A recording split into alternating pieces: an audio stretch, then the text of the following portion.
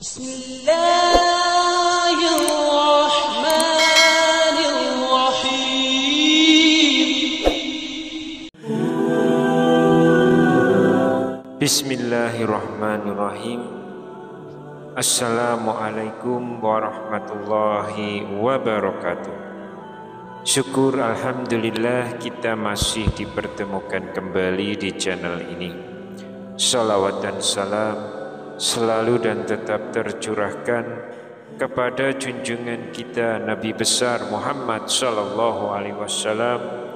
Allahumma sholli ala sayyidina Muhammad wa ala ali sayyidina Muhammad.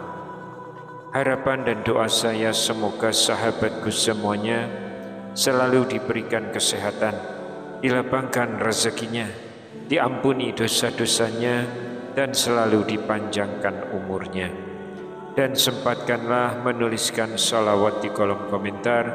Insya Allah akan menjadi bukti cinta kita kepada Rasulullah Muhammad sallallahu alaihi wasallam.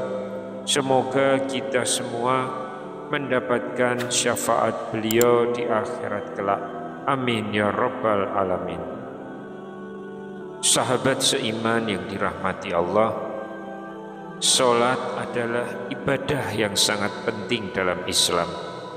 Seorang muslim tidak boleh meninggalkan salat, karena salat adalah tiang agama. Salat juga menjadi ukuran diterima atau tidaknya amal kita yang lain. Jika salatnya baik, maka amal lain akan ikut baik.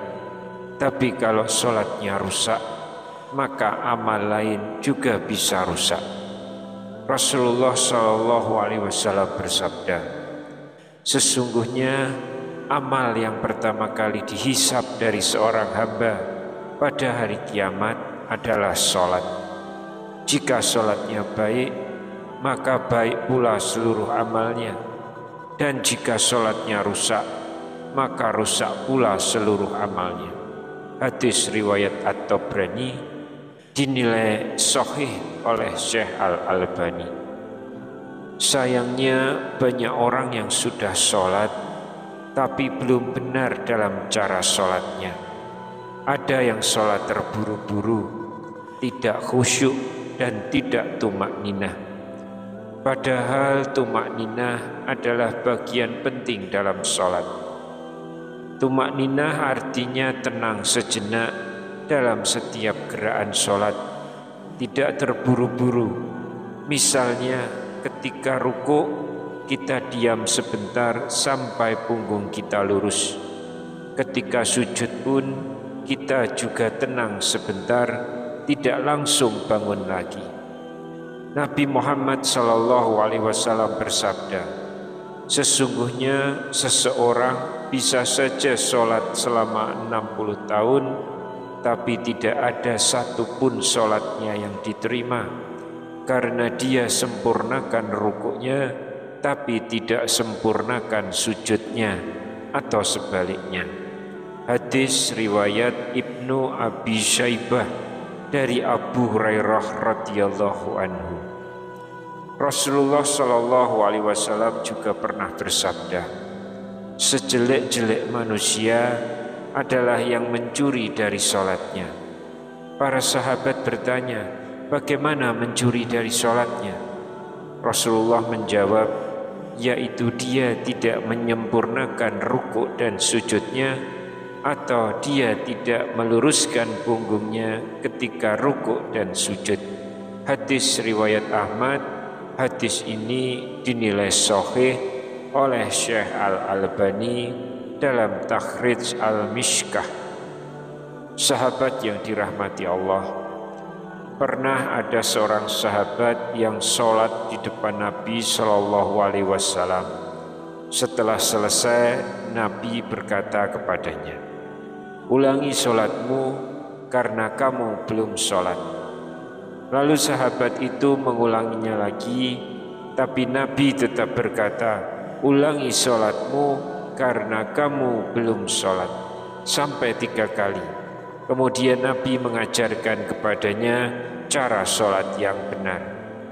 Nabi SAW bersabda, summa irka hatta tatma'ina raki'an, summa irfa hatta ta'tadila qa'iman, summa usjud hatta tatma'ina sajidan, summa irfa hatta tatma'ina jalisan, waf'al zalika fi sholatika kulliha.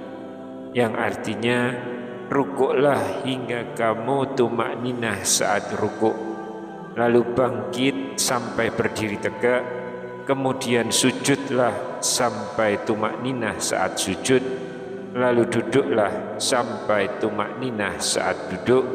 Lakukanlah hal ini dalam seluruh salatmu. Hadis riwayat Bukhari dan Muslim dari Abu Hurairah radhiyallahu anhu. Para ulama menyimpulkan dari hadis ini, kalau orang tidak tumakninah saat ruku atau sujud, maka sholatnya tidak sah.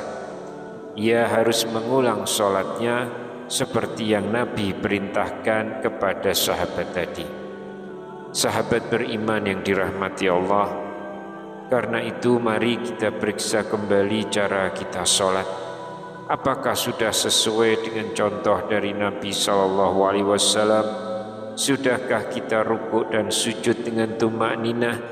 Jangan sampai kita merasa sudah benar, padahal masih banyak kekurangannya. Jika perlu, kita bisa bertanya kepada ustadz atau orang yang memahami ilmu agama.